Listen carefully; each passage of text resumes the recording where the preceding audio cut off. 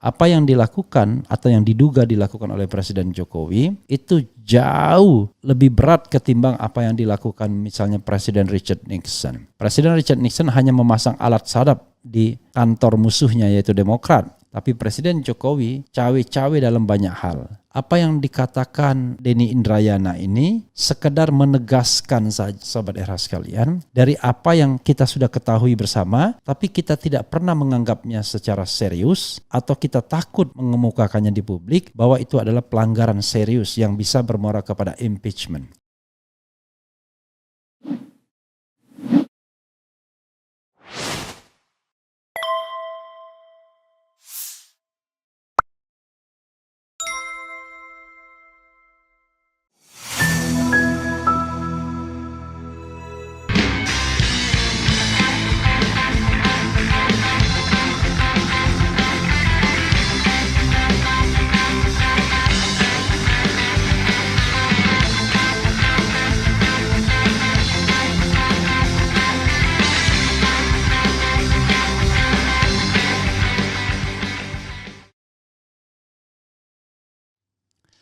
Assalamualaikum warahmatullahi wabarakatuh.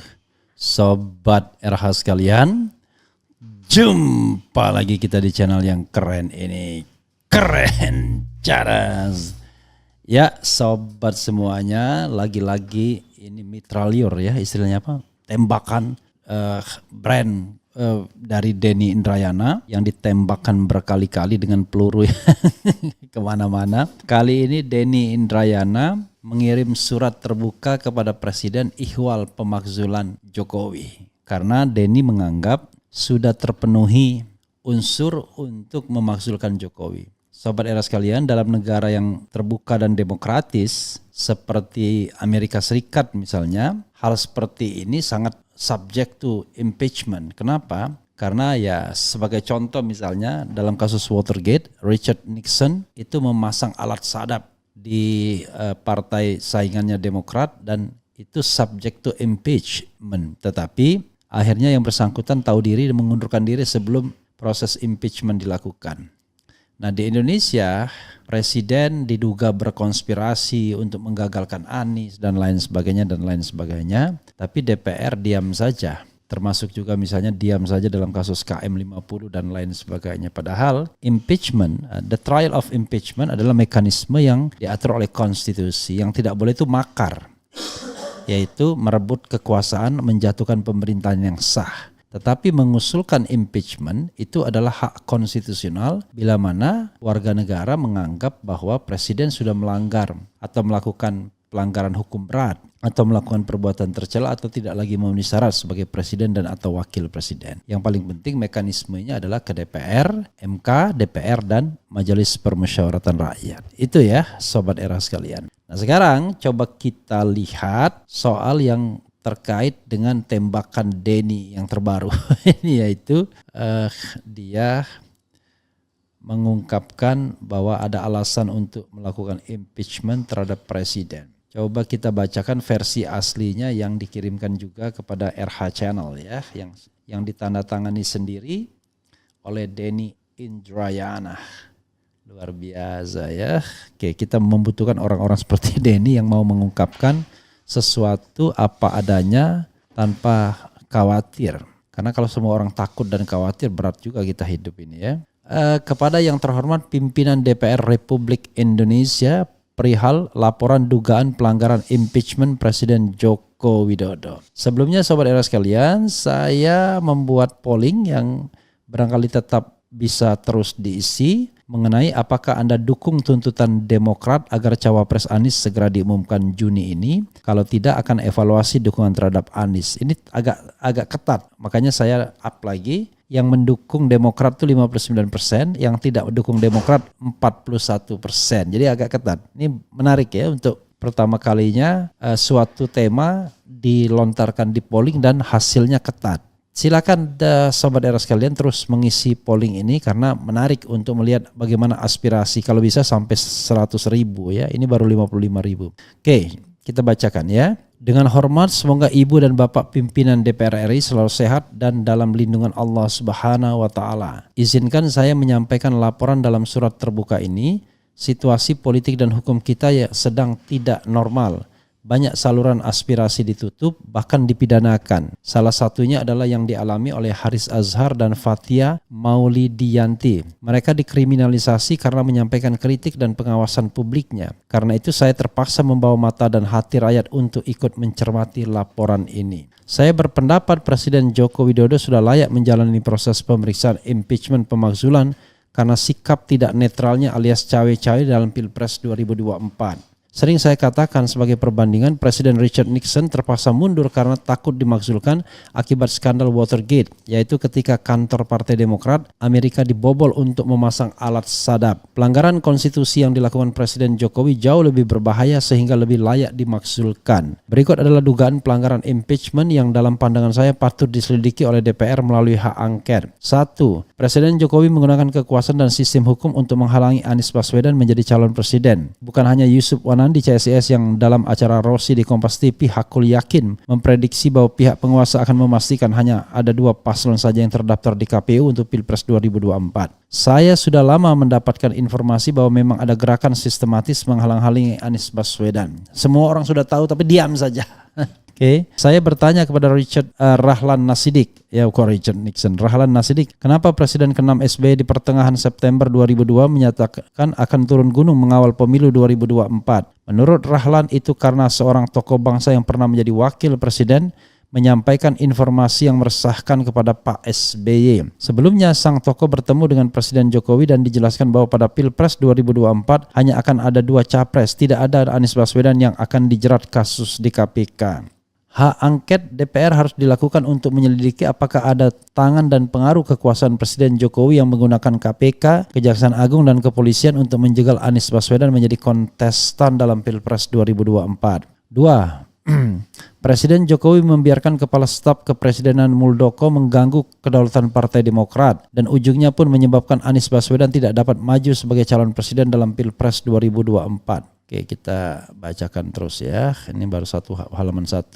Berikutnya, tidak mungkin Presiden Jokowi tidak tahu Muldoko sedang cawe-cawe mengganggu Partai Demokrat. Terakhir melalui peninjauan kembali di Mahkamah Agung. Anggaplah Presiden Jokowi tidak setuju dengan langkah dugaan pembegalan partai yang dilakukan oleh KSP Muldoko tersebut. Presiden terbukti membiarkan pelanggaran undang-undang partai politik yang menjamin kedaulatan setiap parpol. Juga lucu dan aneh bin ajaib ketika Presiden Jokowi membiarkan saja 2 anak buahnya berperkara di pengadilan. Membiarkan Kepala Staf Presiden Muldoko menggugat keputusan yang dikeluarkan Menkumham Yasona Lauli. Jika tidak bisa menyelesaikan persoalan di antara 2 anak buahnya sendiri, Jokowi berarti memang tidak mampu dan tidak layak menjadi presiden. Hak angket DPR harus dilakukan untuk menyelidiki apakah Presiden Jokowi membiarkan atau bahkan sebenarnya menyetujui, lebih jauh lagi memerintahkan langkah KSP Muldoko yang mengganggu kedaulatan Partai Demokrat. 3. Presiden Jokowi menggunakan kekuasaan dan sistem hukum untuk menekan pimpinan partai politik dalam menentukan arah koalisi dan pasangan Capres-Cawapres menuju Pilpres 2024. Berbekal penguasaannya terhadap pimpinan KPK yang baru saja diperpanjang masa jabatannya oleh putusan MK, Presiden mengarahkan kasus mana yang dijalankan dan kasus mana yang dihentikan, termasuk oleh Kejaksaan dan Kepolisian. Bukan hanya melalui kasus hukum, bahkan kedaulatan partai juga diganggu.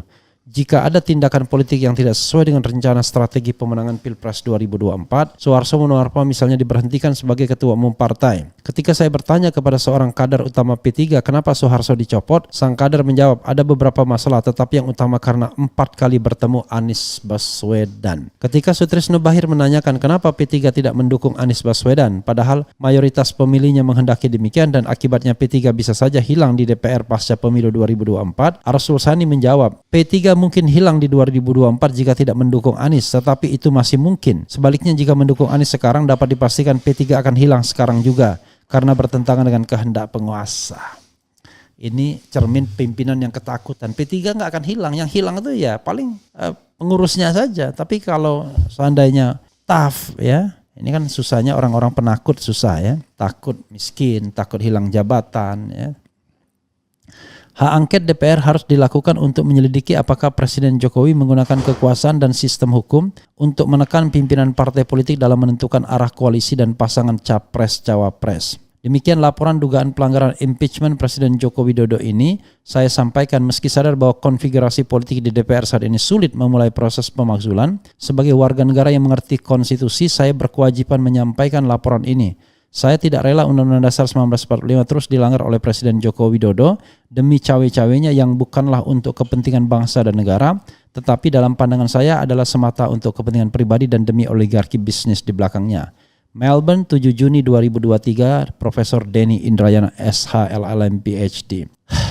Ya, sahabat era sekalian, apa yang ingin saya katakan terkait dengan pernyataan Denny ini? Denny menyadarkan kepada kita ya bahwa sesungguhnya Presiden Jokowi sudah terlalu jauh cawe-cawe yang melanggar Undang-Undang Dasar 1945 atau konstitusi. Apa yang dilakukan atau yang diduga dilakukan oleh Presiden Jokowi itu jauh lebih berat ketimbang apa yang dilakukan misalnya Presiden Richard Nixon. Presiden Richard Nixon hanya memasang alat sadap di kantor musuhnya yaitu Demokrat. Tapi Presiden Jokowi cawe-cawe dalam banyak hal. 3 hal yang dikatakan Denny Indrayana dan ini menurut saya menyadarkan kepada kita bahwa yang terakhir tadi hak angket untuk menyelidiki apakah Presiden Jokowi menggunakan kekuasaan dalam sistem hukum untuk menekan pimpinan parpol dalam menentukan arah koalisi dan pasangan capres-cawapres. Nomor 2 dari terakhir, hak angket DPR harus dilakukan untuk menyelidiki apakah Presiden Jokowi membiarkan atau bahkan sebenarnya menyetujui lebih jauh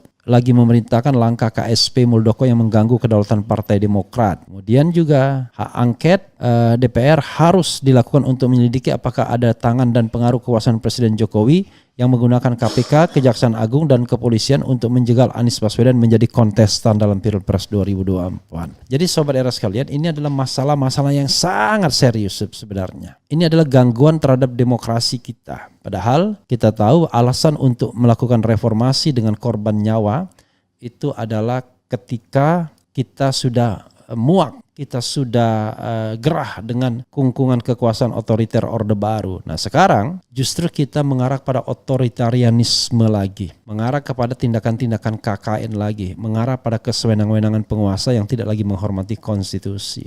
Jadi cawe-cawe itu adalah sesuatu yang bertentangan dengan konstitusi. Karena konstitusi memerintahkan presiden untuk menjadi kepala pemerintahan yang membuat situasi kondusif untuk apa saja di republik ini, termasuk pemilu yang jujur dan adil. Tidak ada satu patah kata pun dari presiden yang keluar tentang pemilu yang jujur dan adil. Yang ada adalah riak-riak pemilu dan lain sebagainya. Padahal riak-riak pemilu itu sudah dia ciptakan sendiri dengan bersikap dan bertindak tidak adil atau cawe-cawe dalam urusan berpemilu. Jadi apa yang dikatakan Denny Indrayana ini sekedar menegaskan saja sahabat era sekalian dari apa yang kita sudah ketahui bersama, tapi kita tidak pernah menganggapnya secara serius atau kita takut mengemukakannya di publik bahwa itu adalah pelanggaran serius yang bisa bermuara kepada impeachment. Sekali lagi, impeachment itu ada 3 klausulnya. 1, melakukan melakukan pelanggaran hukum berat berupa pengkhianatan terhadap negara, tindak pidana berat lainnya, korupsi, penyuapan, ya, atau melakukan perbuatan tercela dan atau tidak lagi memenuhi syarat sebagai presiden dan atau wakil presiden. Jadi apa yang dilakukan, apa yang dikatakan Denny ini klasifikasinya adalah pengkhianatan terhadap negara. Karena pengkhianatan terhadap negara itu adalah tindak pidana berat.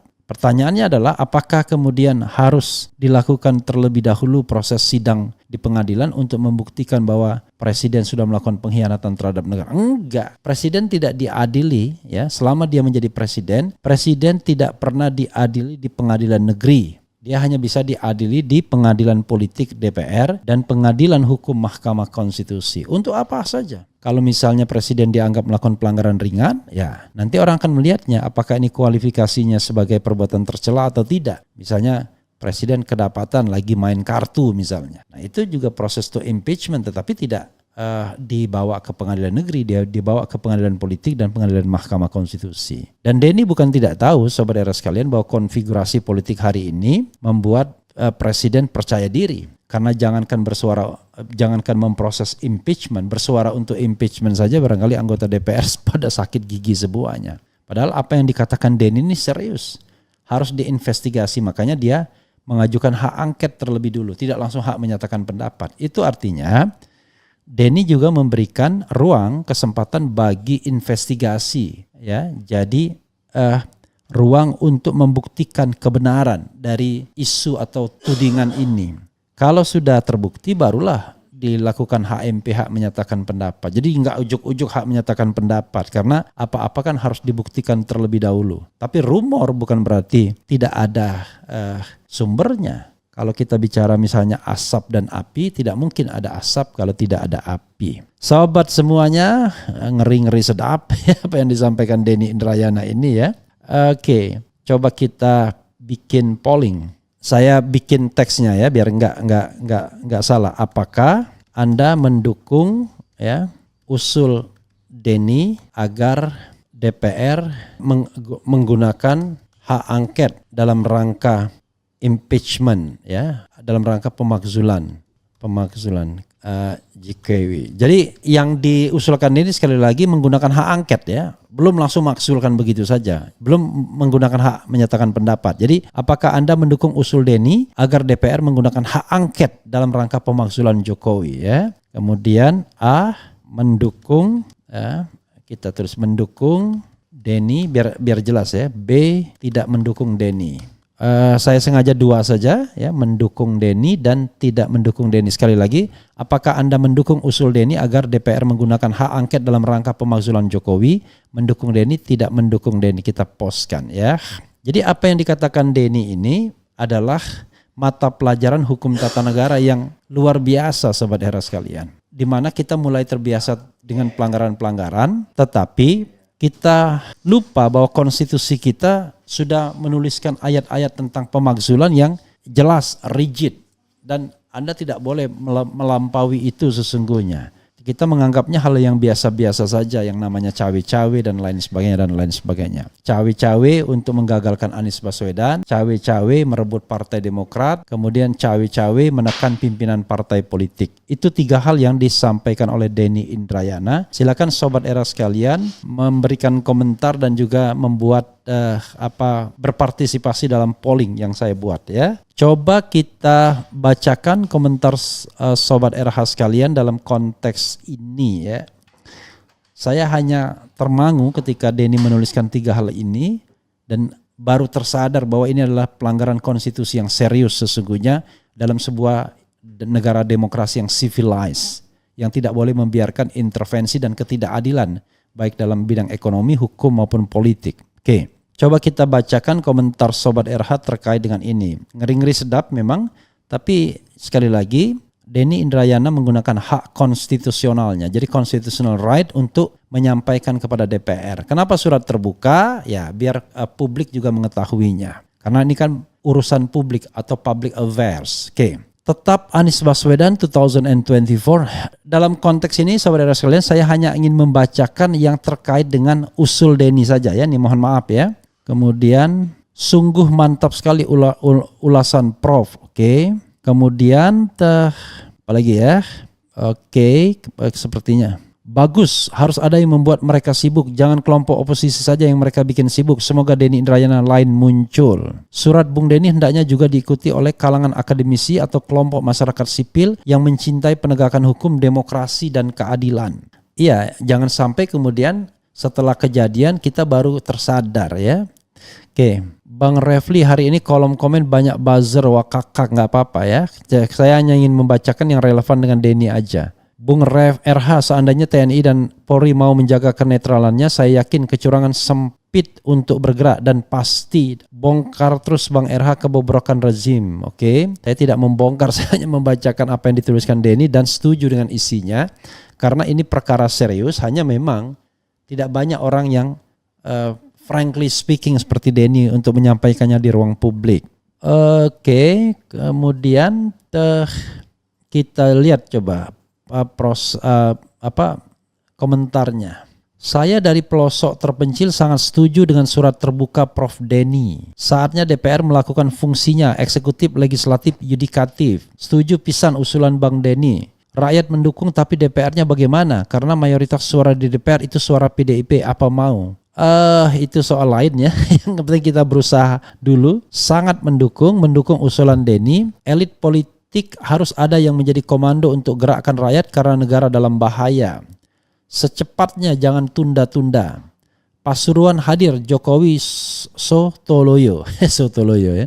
Lebih cepat lebih bagus karena negara sudah diambang kehancuran. Bravo Denny Indrayana.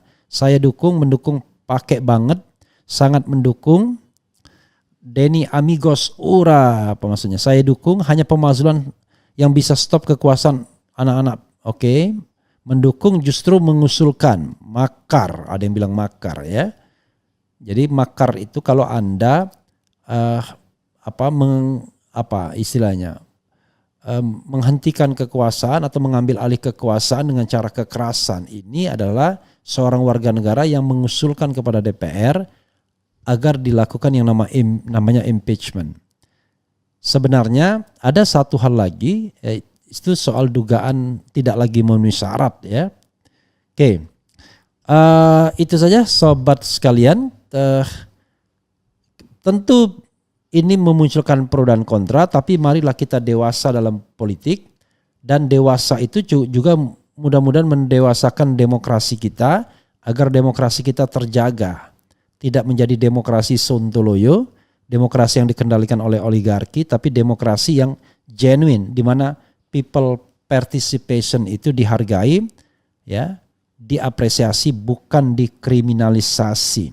Itu saja. Wassalamualaikum warahmatullahi wabarakatuh. Ciao.